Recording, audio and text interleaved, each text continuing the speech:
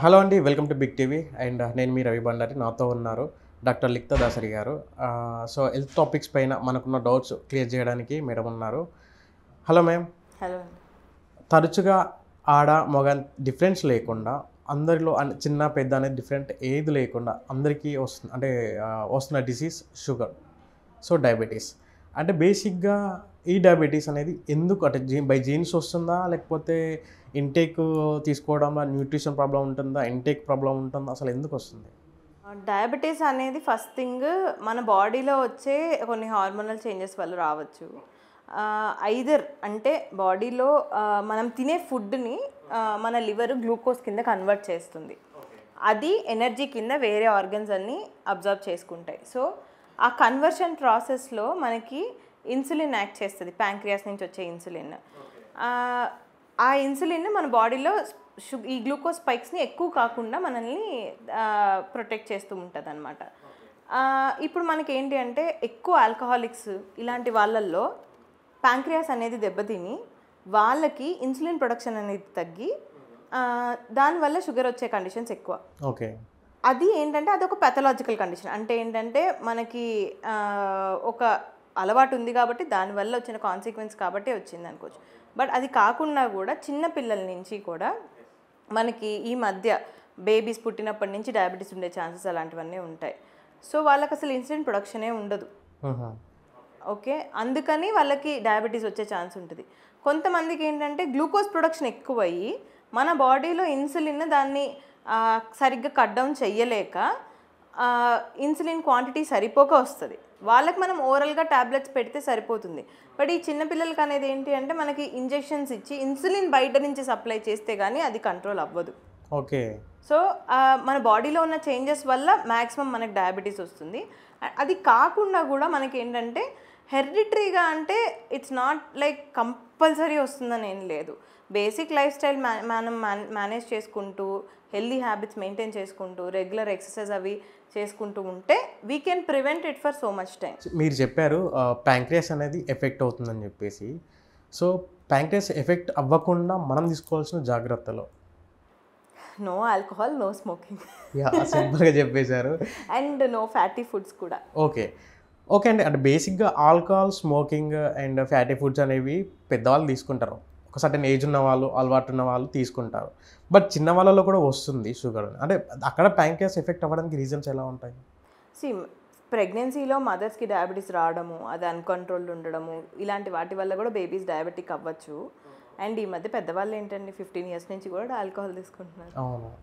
అంటే బిఫోర్ ఇప్పుడు 15 వరకే అంటే ఓకే, అలవాటు వాళ్ళు చేసుకుంటారు. ఇది ఏం అలవాటు లేకుండా కూడా మనకు డయాబెటీస్ వస్తుంది అంటే నేను డెఫినెట్గా చిన్నపిల్లలకి హెరిడిటరీగా ఉండడమో లేకపోతే వాళ్ళకి బై బర్త్ వాళ్ళ పేరెంట్స్ డయాబెటిక్ ఉండి ప్రెగ్నెన్సీలో షుగర్స్ కంట్రోల్ లేకుండా ఉండడమో ఇలాంటివి అవ్వచ్చు. సో బై జీన్స్ వస్తుంది అంటారు?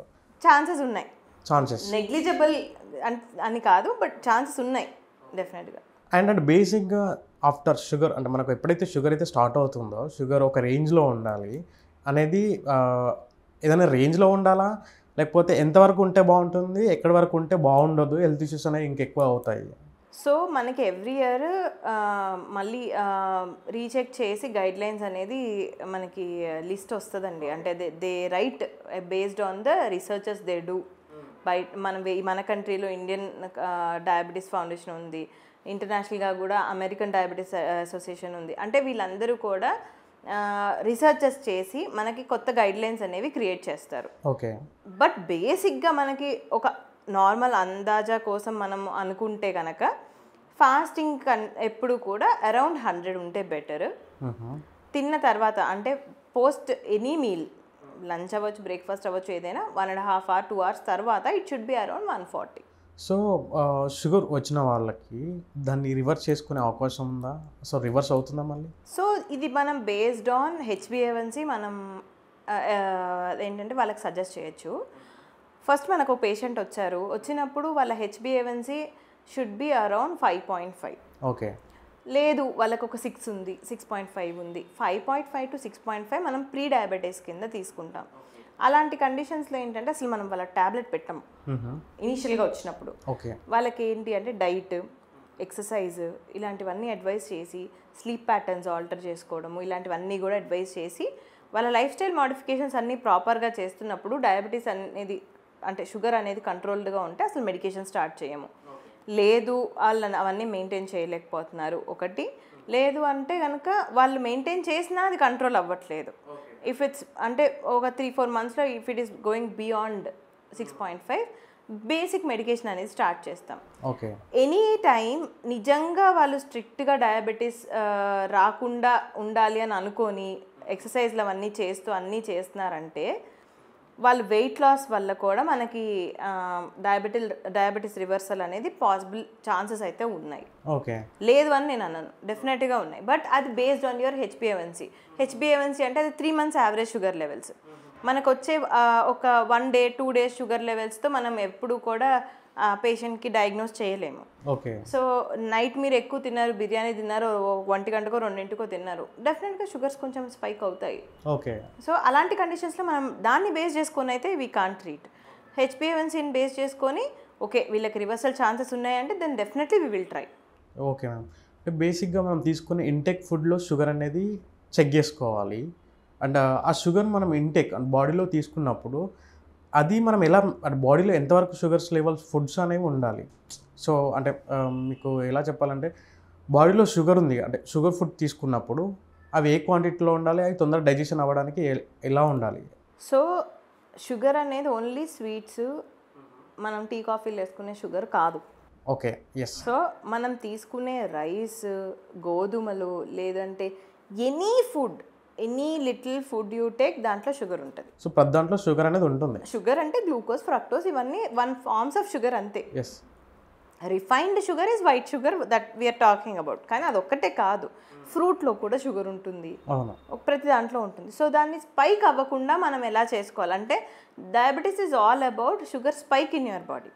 సో మనం కొన్ని ఫుడ్స్ తీసుకున్నప్పుడు స్పైక్ అనేది ర్యాపిడ్గా రాదు. ఫైబర్ ఫుడ్ ఎక్కువ తీసుకున్నాం అనుకోండి, it will maintain a balance. అంటే ఎక్కువ స్పైక్ అవ్వదు. మీకు ఒక స్వీట్ తిన్న తర్వాత పోస్ట్ ప్రాండియల్ షుగర్స్ మీకు ఒక 200-300 ఉండొచ్చు. ఓకే. పోస్ట్ ప్రాండియల్ లేదు, నేను అది కాకుండా నేను ఇంకేదైనా అంటే మీకు ఏం చెప్పాలి, ఒక ఫ్రూట్ తీసుకున్నారు, ఒక గ్వావా లాంటిది ఏదైనా తీసుకున్నారు, దాని స్పైక్ అరౌండ్ 100-150. లేదంటే కీరా తీసుకున్నారు, దానిలో క్యాలరీస్ బేర్లీ ఒక 19 calories ఉంటాయి, దానికి స్పైక్ అసలు చాలా చాలా రేర్. సో ఒక్కొక్క ఫుడ్కి ఒక్కొక్కలాగా స్పైక్ అవుతుంది. దాన్ని బేస్ చేసుకొని మనం వాళ్ళకి డైట్ అడ్వైస్ చేస్తాం. అంటే తీసుకున్నప్పుడు okay you are taking a meal, morning తీసుకుంటున్నారా, ఆఫ్టర్నూన్ తీసుకుంటున్నారా, నైట్ తీసుకుంటున్నారా, మీరు తీసుకున్నప్పుడు ఏం తీసుకుంటున్నారు, దానికి స్పైక్ ఎంత అవ్వచ్చు. సో ఆ స్పైక్ మీకు ఫైబర్ ఫుడ్ ఎక్కువ తీసుకున్నప్పుడు ఏంటంటే పొట్ట ఫుల్ ఉంటుంది, బట్ షుగర్ స్పైక్ అంత ఉండదు. సో వాళ్ళకి ఆకలి, క్రేవింగ్స్ అనేవి తక్కువ ఉంటాయి. So fibre rich food advice చేస్తాం. ప్రోటీన్ ఫుడ్ ఏంటంటే దానికి క్యాలరీస్ తక్కువ ఉంటాయి, ప్రోటీన్ కంటెంట్ ఎక్కువ ఉంటుంది, కానీ ఆకలి తర్వాత వేస్తుంది. So every meal should contain equal quantities of అంటే మనకి required quantities of carbohydrates, proteins and fat, okay, fibre, ఇవన్నీ ఉన్న మీల్ దానికి తగ్గట్టు డిజైన్ చేసి డయాబెటిక్స్కి అడ్వైస్ చేస్తాం. అండ్ అంటే బేసిక్గా షుగర్ వచ్చిన పేషెంట్ ఓవర్ వెయిట్ అవ్వడం కానీ లేకపోతే వెయిట్ తగ్గడం కానీ వెయిట్ లాస్ అవ్వడం కానీ జరుగుతుందంటారా? షుగర్ వచ్చిన వాళ్ళు చాలా ఇనిషియల్ స్టేజెస్లో డయాగ్నోస్ చేయకపోతే చాలా వెయిట్ లాస్ అవుతారు. ఓకే. దానికి రీజన్ ఏంటంటే వాళ్ళు ఏదో స్లిమ్ అవుతున్నారని కాదు. షుగర్ వచ్చినప్పుడు మన బాడీలో కిడ్నీస్ అనేవి ప్రోటీన్ ఎక్స్క్రీట్ చేస్తాయి. షుగర్ని ప్రోటీన్ని రెండింటిని ఎక్స్క్రీట్ చేస్తాయి. అలాంటప్పుడు ఏమవుతుందంటే బాడీలో ఉన్న మజిల్ విచ్ ఈజ్ నెససరీ అది యూరిన్లో వెళ్ళిపోతుంది. మజిల్ ప్రోటీన్ అనేది యూరిన్లో వెళ్ళిపోతుంది. సో మనకు కనిపిస్తారు, వాళ్ళు చూడడానికి బాగానే ఉన్నట్టు అనిపిస్తారు, కానీ that is all fat. So which is not healthy. వాళ్ళకి మజిల్ ప్రొటెక్ట్ చేసి ఫ్యాట్ తగ్గేలా చూసుకోవాలి. ఫస్ట్ మజిల్ బిల్డ్ చేసుకోవాలి. వెయిట్ లాస్ డెఫినెట్గా అవుతారు. అండ్ కొన్ని మెడిసిన్స్ వల్ల, ఇప్పుడు ఇన్సులిన్ వల్ల వాళ్ళు వెయిట్ గెయిన్ అయ్యే ఛాన్సెస్ కూడా ఉన్నాయి. సో మేజర్లీ ఇప్పుడు షుగర్ వచ్చిన తర్వాత వెయిట్ లాస్ అవ్వడం అనేది ఒక symptom, one of the symptom. ఇంకా మిగతా సిమ్టమ్స్ ఎలా ఉంటాయి? ఎక్కువ ఆకలి వేయడము, ఓకే, ఎక్కువ దాహం వేయడము, ఇలాంటివి కూడా రావచ్చు. అవి రెండు కూడా చాలా. అండ్ యూరిన్కి ఎక్కువ వెళ్ళడము, ఇవన్నీ ఈ three symptoms are like diagnostic triad అంటాం. ఆ 3 ఉన్నాయంటే first we have to check diabetes. అంటే బేసిక్గా అందరు తెలిసిన విషయం యూరిన్ అనేది ఎక్కువగా వెళ్ళడం. సో యూజువల్గా యూజ్ చేస్తూ ఉంటారు ఈ వర్డ్స్ అంటే సో నీకు షుగర్ ఉందా, సో ఎందుకు ఎక్కువగా యూరిన్కి వెళ్తున్నావు అని చెప్పేసి చాలా యూజువల్గా వాడుతూ ఉంటారు. But some times water intake ఎక్కువ తీసుకోవడం వల్ల కూడా యూరిన్ అనేది ఎక్కువ టైమ్స్ వెళ్ళడం జరుగుతుంది. సో దీనికి డిఫరెన్స్ ఎలా ఉంటుంది, ఎలా కంపేర్ చేసుకోవచ్చు మనం? ఈ రోజుల్లో వాటర్ ఎవరు తీసుకుంటున్నారు? ఓకే, అంటే బేసిక్గా డాక్టర్ మీలాంటి వారు సజెషన్ చేస్తారు 1 to 2 లీటర్స్ 3 లీటర్స్ తీసుకోవాలి ఖచ్చితంగా అని చెప్పేసి. ఆఫ్టర్ ద తీసుకోవడం కూడా అది కూడా ఒక తీసుకోవడం వల్ల సీజనల్గా కూడా వేరియేషన్ ఉంటుందండి. ఇప్పుడు వింటర్ సీజన్ ఉంది, చల్లగా ఉంది క్లైమేట్ అని అన్నప్పుడు ఎక్కువ సార్లు వెళ్తారు. బట్ సమ్మర్లో మీరు ఎన్ని తీసుకున్నా వెళ్ళరు. సో సీజనల్గా కూడా అది వేరీ అవుతూ ఉంటుంది. బట్ మీకు అబ్నార్మల్గా అనిపించింది, నేను తాగుతున్నాను అందుకని వెళ్ళానని అనిపిస్తుందా? లేదు అంటే లేదు నీళ్ళేం తాగట్లేదు, రోజుకు 2-3 గ్లాసులు కూడా తాగట్లేదు కానీ ఇన్నిసార్లు వెళ్తున్నానని అనిపిస్తుందా? ఆ రెండింటికి కూడా మనం కంపేర్ చేసుకోవాలి. Patient have to know. Yes. So sugar వచ్చిన పేషెంట్ అంటే బేసిక్గా షుగర్ రాకుండా ఉండడానికి ఎవరైతే ఉంటారో సో వాళ్ళ డైట్ ఎలా ప్లాన్ చేసుకోవాలంటారు? షుగర్ రాకుండా ఉండడానికి ముందు నుంచే షుగర్ రాకుండా, నాకు షుగర్ అంటే బేసిక్గా ఓవర్ వెయిట్ ఉన్న పీపుల్స్ ఉంటారు కదా మేడం. సో వాళ్ళకి షుగర్ ఉండదు, బట్ కొంతమంది ఓవర్ వెయిట్ ఉంటారు. బట్ వాళ్ళు ఓవర్ వెయిట్ ఉన్నప్పటికీ వాళ్ళు షుగర్ రాకుండా ఎట్లాంటి జాగ్రత్త తీసుకోవాలి? ఎట్లాంటి జాగ్రత్తలు అంటే first exercise and weight loss చేయాలి, అండ్ స్విగ్గీ జొమాటో సబ్స్క్రిప్షన్లు క్యాన్సిల్ చేయాలి. Okay okay. ఇంకోటి ఏంటంటే స్వీట్స్ ఆయిల్స్ అవాయిడ్ చేయాలి. ఓకే మ్యామ్, మీరు షుగర్ గురించి అండ్ ట్రీట్మెంట్ లేకపోతే డైట్ గురించి చాలా బాగా చెప్పారు. Thank you ma'am. సో చూసారు కదండి, డాక్టర్ లిఖితా దాసరి గారు మనకు హెల్త్ టాపిక్స్ పైన చాలా క్లియర్గా సొల్యూషన్ ట్రీట్మెంట్ అనేది ఎలా ఉంటుంది ఎలా అనేది. సో మీకు కూడా ఏమైనా డౌట్స్ ఉంటే కింద మేడం నెంబర్ స్క్రోల్ అవుతుంది, ఆ నెంబర్కి కాల్ చేసి కన్సల్ట్ అవ్వండి. Thank you so much. Hello అండి, నేను doctor Likhitha Dasari, consultant general physician and diabetologist, doctor Likhitha's general health clinic, Kondapur. For more videos like this, subscribe Big TV channel.